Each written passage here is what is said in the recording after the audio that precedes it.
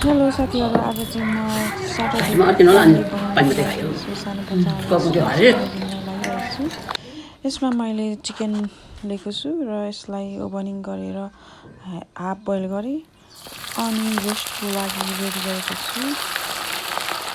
त्यसपछि मैले हल्का फ्रेन्च फ्राई पनि रेडी गरेको छु। फ्रेन्च फ्राईलाई चप गरेर बोइलिङ गरेँ अनि यसमा चाहिँ थोरै नुनहरू छर्काएर हाफ बोइल गरेर राखेँ र यसमा फेरि रेडी गरेर चाहिँ मैले रोस्ट गरेँ, फ्राई गरेँ भनौँ न। अनि यहाँ चाहिँ चिकन रेडी भएको छ, चिकन रोस्ट। त्यसपछि मैले फ्रेन्च फ्राई पनि रेडी गराएँ अनि यसमा मैले नुडल्स पनि रेडी गरेँ विथ खोचुजङ हालेर, हल्का स्पाइसी नबनाएको लाइक बुलडग भनेर। अनि मैले अमलेट पनि बनाएँ। ल अब यहाँ चाहिँ रेडी भयो सबै।